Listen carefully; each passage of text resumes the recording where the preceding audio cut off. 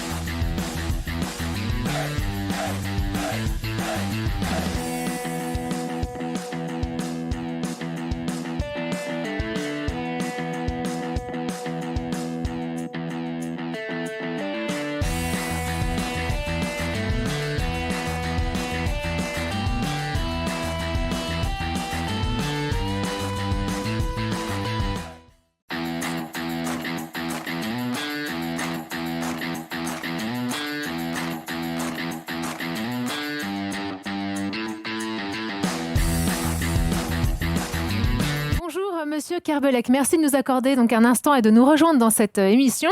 Alors pouvez-vous vous présenter brièvement? Je suis donc Pierre Kerbelec.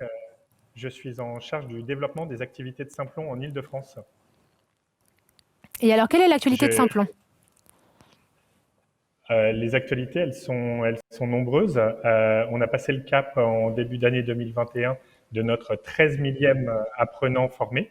On existe donc depuis 2013 et on développe de nouvelles formations autour de nouveaux référentiels tels que la cybersécurité, comme vous l'avez évoqué, ou le cloud.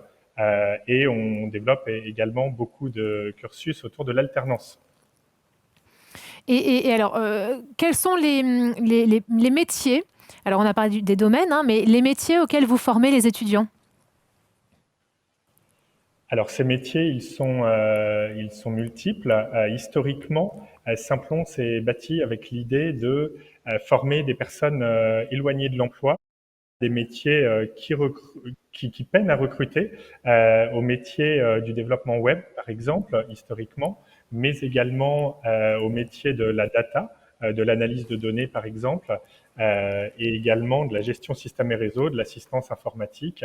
On a développé des partenariats avec Microsoft, notamment, qui nous ont permis d'aller vers des formations à l'intelligence artificielle, au cloud. Donc aujourd'hui, on forme à des métiers du numérique, mais également à des compétences du numérique. D'accord. Et alors, quelles sont les problématiques que vous rencontrez au quotidien dans votre formation? Peut-être avec les étudiants ou avec les entreprises?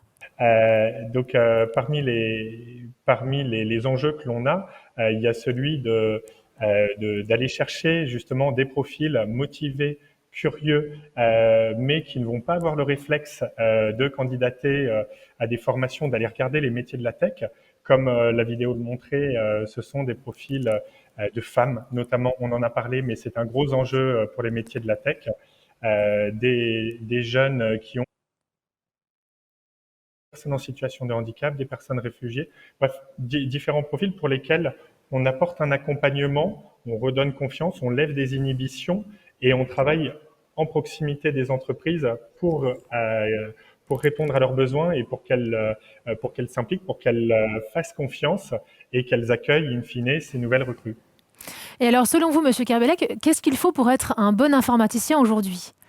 Parce qu'à l'époque, on voyait l'informaticien qui était vraiment devant ou derrière l'ordinateur et on voyait très bien le métier. Aujourd'hui, c'est beaucoup plus large.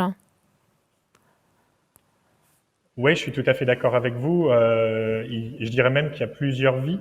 Derrière le métier d'un informaticien ou une informaticienne, ne serait-ce que derrière ce terme-là, on va parler, nous, est-ce qu'on parle d'un développeur ou d'une développeuse web? Si oui, sur quel langage? Est-ce qu'on va plutôt parler d'un profil de technicien qui va être en support aux utilisateurs? Mais au-delà de la sémantique, quelle qualité est-ce qu'il faut aujourd'hui? Je dirais qu'il faut de la curiosité, de la soif d'apprendre, l'envie d'apprendre, de se maintenir à jour. Nous, ce sur quoi on insiste particulièrement dans nos formations, c'est la coopération, le fait de travailler en réseau, sans mauvais jeu de mots, le fait de travailler, d'avoir cette compétence-là et cette capacité à résoudre, à aller chercher l'information et à travailler avec ses pairs. Donc cet aspect-là, et je dirais enfin euh, la débrouillardise, l'envie de tester, l'envie de se tromper et de capitaliser sur ça et de reconstruire de nouveau. Et alors, j'imagine que les rémunérations, concrètement, si on doit rentrer dans le vif du sujet, sont assez Bien sûr. importantes quand on touche à l'informatique. Bien sûr, en effet, c'est l'un des marchés aujourd'hui qui recrute le plus, le mieux. Je lisais une étude récemment d'un cabinet qui s'appelle Blue Coders, qui déclarait que 9 entreprises sur 10 souhaitent recruter pour leurs équipes techniques en 2021, avec 78% des compétences en développement informatique.